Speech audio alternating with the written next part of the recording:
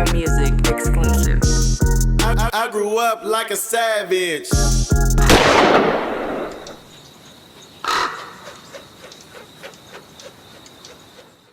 One, two. You now rocking with the No Vultures podcast. You got me, myself, Lord Rab, and finally, we got the man coming back in his seat for the first time in a long time a very special interview. We got OG Clee sitting over there, man. Man, you know what I'm saying? Welcome home, OG Clee. Man, what's happening, man? Happy to be here too. And today we got. I wasn't gonna miss this for nothing.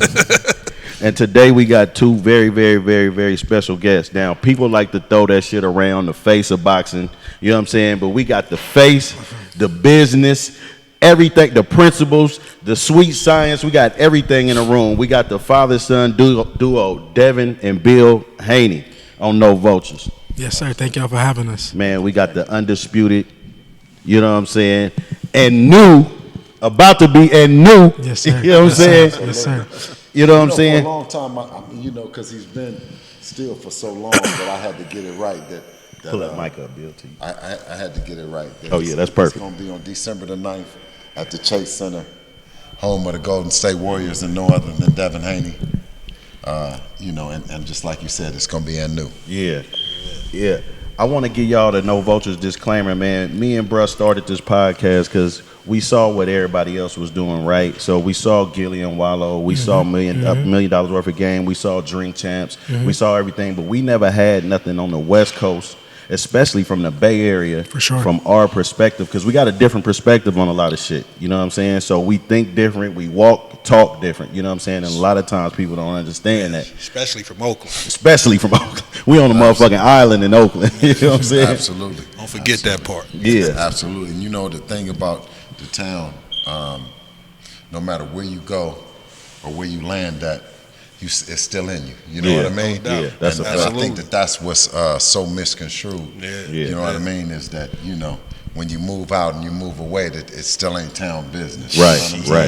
Yeah. and just to start it off, man, how you doing, champ? Oh man, I'm blessed. Right now we in training camp. Training camp is amazing. I feel good. I feel stronger than ever, and we're just fine tuning for December the 9th. Man, I'm gonna say this, man. I've been around boxers, I've seen boxers, but paying attention to you and watching how you work, just off top since a little kid. Like, where did you get that from, man? Was you locked in before boxing, because we know you was whooping ass at school, but before that, like, did you have that same tenacity and everything, like video games or playing with your friends or whatever? Yeah, I've always been super competitive, and I'm just an athlete in general. Yeah. But I've always been super competitive in anything that I do. Yeah. And I'm still like that. I don't like to lose in nothing. I don't like to be second in nothing. So when I fight, when I train, I go above and beyond. My preparation to know that there is no way for defeat, or to come in second or come up short. So that's dope, man. So just starting off with the origin story, right, Bill?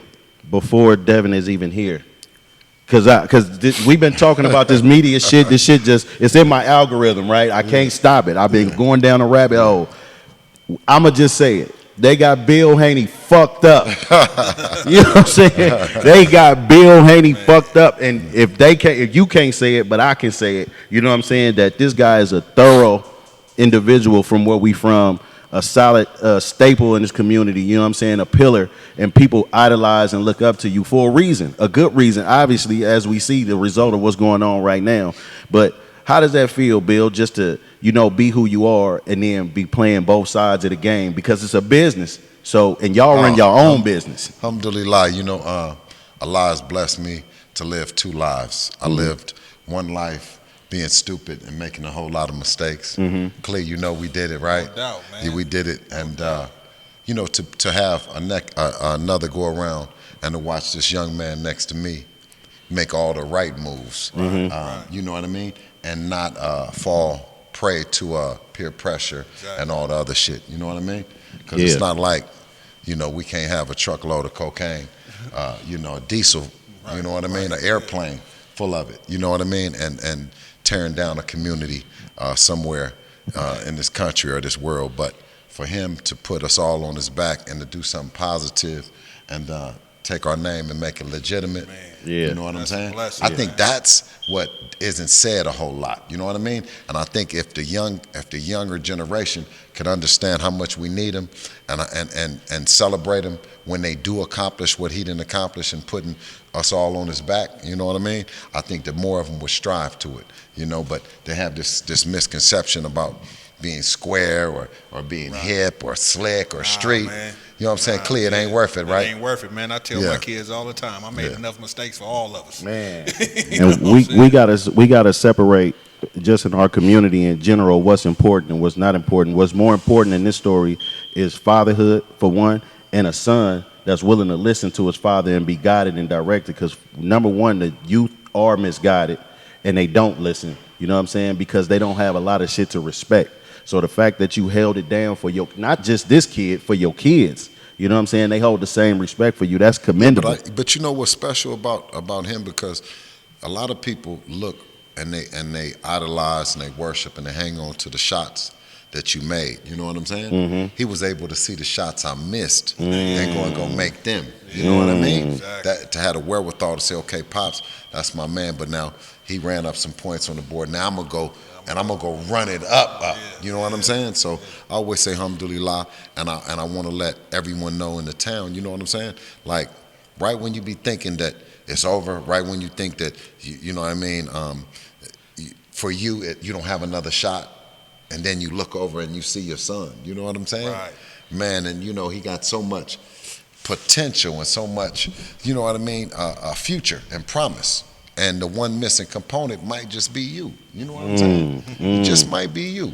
You know what I mean? That's real shit. So, Bill, when you've grown, right? So having the mentality you had from the streets, like I heard you say early on, Dev was whooping ass at school, right? Absolutely. So in the hood, we look at that sometime as a badge of honor. Like my son is, he got hands, You know right? it. But to channel that into something organized and something that would be productive for his life, how did you come up with that? Because you wasn't a boxer, right? But see, like Dev, early on, even whipping ass, he wasn't for somebody hitting on him and then he hit him back. You know what I'm Right. saying? The last incident at school, he told me in front of the principal, I said, you know what happened, man? You know what I'm saying? Because we keep talking about this fighting shit.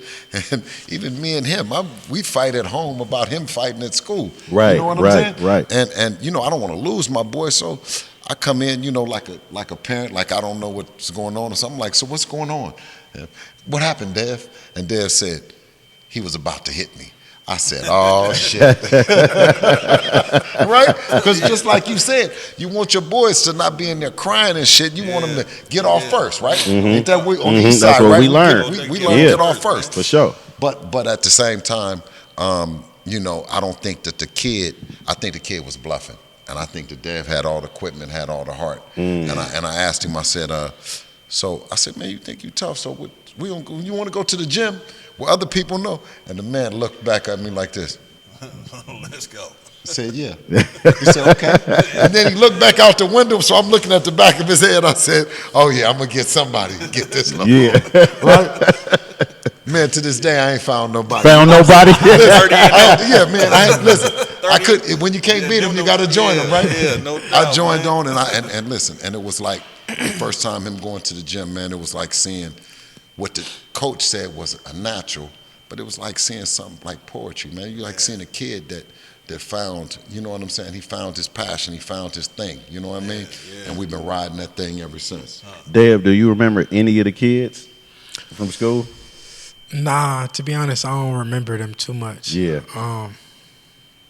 Nah, I can't say. You can't say. Now, coming up, you was blessed to be around a legend early, Floyd Mayweather, and you actually, at one time, if I can recall correctly, had a moniker "New Money." Yeah. You know what I'm saying? You know what I'm saying? That's crazy. Yeah. Look back like that. Yeah. So I mean, I've been on it. For You sure. know, For sure. I It fight used to be new money, now it's newer money. newer money. Dev, I fight niggas in the street behind you. So, you know what I'm saying? I fight niggas. For sure, You know what I'm for saying? sure. I fight niggas in the street because I got that pride, man. You know what I'm saying? And just knowing what your lineage is, knowing what you come from. Yeah. Like, you could be one of them dudes that everybody trying to go up to juvenile hall to talk to. For sure. You know what I'm saying? For When sure. you was younger, you know what I'm saying? Or you could be the dude who we had them conversations about that we all know that's gone forever. It's over Absolutely. with. You know what I'm saying? And you can't make that shit okay. You know what I'm saying? And our sense of normalcy, where we from, should not be the norm at all. You know, once you get outside of that and you grow and you be around other people, you be like, their problem's a little different. So being around that, Dev, because we gonna cut this square ass narrative out off top. What y'all have to know is Devin Haney is who he is as a man, partially because of his decisions too. 100%. So let 100%. these people know how much shit you've seen. I mean, your family. Yeah, I mean, I'm at the point to where it's like I let them think what they want, because at the end of the day, it ain't for them, and it ain't for everybody to understand. Right. You know what I'm saying? So I let them. Ain't it, man? I let them. I'm I so let proud them of go with whatever narrative that they feel like. But I just know that ain't nobody gonna do nothing to me. Ain't nobody did nothing to me. We go where we want to go when we want. You know what I'm saying? So that should speak for itself. Excellent. And if it wasn't that, then it'd be a line around the corner of motherfuckers fucking with us. You know what I'm saying? So we having money and we living life, we having fun. So that's all that matters. That tenacity you got in that fire you have, that's natural. But that work ethic, do you feel like you got any of that from Floyd that you took in it? Yeah, no, 100%. I mean, Floyd was somebody that I was at a young age was able to touch, talk to, watch. I seen all the money he had, all the money he got, all the money he had, the cars, everything, and I seen how he got it. Most importantly, so it was like that's what I want, Right. and that's a formula to go get it. So that's what I'm following. That's the blueprint that I've been following and that I'm still following. They often talk about and they critique you on your skill set, right? But I feel like just as a fan watching you, to me, you've always had great defense, right? Superb. And I believe you learn from a hit and don't get hit style, right? Yeah. Right? You still Devin after the fight. For you sure. ain't looking like Martin at the time he earned. For sure. You know what I'm saying? So when I look at that, I always think about the sweet science, right? Because a lot of new people don't got it down packed. I watch these people; they get bailed out of fights a lot, right? With mistakes from their opponents, and you almost box in a style of like you just patient. Yeah, I mean, that's like you said, and that's the name of the game, is to hit and not get hit. But you don't want to end up like Shakur and just not get hit and not hit too. So that's what we mastering the hitting part too. But that's how you got a longevity in the sport of boxing. We studied the greats, and the greats hit and not get hit, and I'm here. I'm 30-0, and I've done a lot more hitting than I got hit. I am no boxing expert by no means, but when they say you don't hit hard, I disagree, right? Because I want to see one of them niggas get caught with one of them body shots, because that's what I seen since you been boxing. Like the body that shit is impeccable, and it's not easy to knock people out with the body, but you take niggas out the fight. I mean, you see my work today. Do it look like? Oh man, you know what I'm saying? I don't want to get hit with them motherfuckers. So, I'm just gonna keep proving myself. They gonna say something regardless. If I was going in there knocking everybody out, they gonna say I was knocking everybody out because I ain't have skill. Now I'm showing my skill set. They gonna show that. They gonna say that I'm only showing skills because I don't got power. Right. So it is what it is. Every fight, I'm gonna keep showing more and more and more and more. And December 9th, the world's gonna see the best me up to date. That's a fact. Best in the world, pound for pound. I gotta ask both of y'all this: what impact did Big Floyd have? Because you worked with him a lot. You know what I'm saying? And I his love for you, from what I could tell, it was like he believed Devin could beat anybody. Yeah. I saw him tell Broner, my young boy, beat your ass. I saw him tell everybody that. So what was that like? Broner's still a goner. Big Floyd had a huge impact on me and my career. He taught me the shoulder roll. I remember being 9, 10 years old, going to Big Floyd's house and just punching his hands. No hand wraps, no gloves, no nothing, for hours till my hands was stinging and my hands and my fist was red. I used to tell him my hands was hurting. Right. So yeah, no, Big Floyd definitely, you know, had a huge impact on me and my career. And far as you, Bill, like we got a few gyms in Oakland, right? So we got Kings, which is the most legendary. We got the East Oakland Boxing Gym. Is that on 98th? And there's a one on Seminary now in MacArthur. It's not like we come from a super boxing city. So is that kind of like you learned with Devin Bill, or was you already kind of? No, absolutely. But I mean, the light bulb came with a Royal Park. Remember? Remember the Royal Park? Hot Lips. Shout out to Hot Lips. Hot Lips, and you know, just seeing it and just seeing Lips, you know, organize something that was so positive that ended up turning negative. You know what I mean? And I think that as fight fans, you know what I mean, as fighters, what happened after that, it kind of put a taint on just boxing. You know what I'm saying? Because you felt that if you box or you know, it was going to end up in violence or something like that. You know what I mean? So you know, just that had inspired me. But then coming here to Las Vegas and knowing that there was a chance that my son might look at some of the flashy shit that we get in the game, right? Right. And I told him, I said, Dev, I say, Pops ain't got it. He say, what? I said, man, Pops ain't got it. I said, that little motherfucker over there, yeah, from Grand Rapids, yeah. I said, he got it. Yeah. And I said, listen, you can pay attention to me and have it right now, or you can pay attention to him and watch him, and you can have it for a long time. You know what I mean? Right. You know, and as parents and as fathers, you know, that's what you're supposed to do.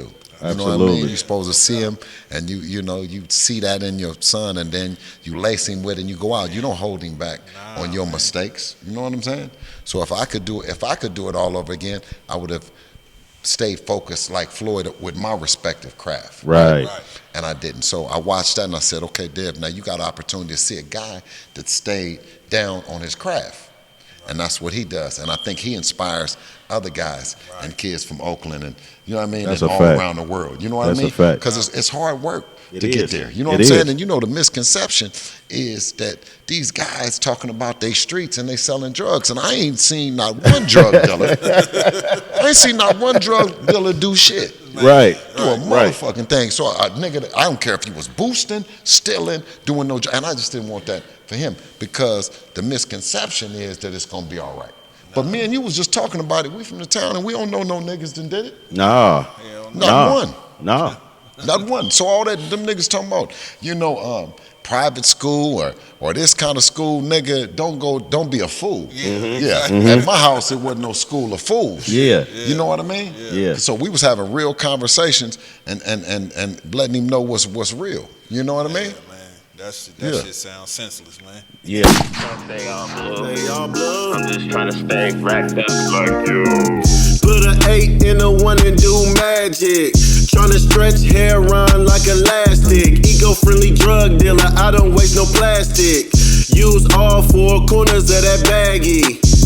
All I ever wanted was a bankroll. So I pull up on Champ before the bank close. Say no to stank hoes and stank clothes. No paramedic pimpin', nigga, we don't save hoes. Yeah, rest in peace to Lil'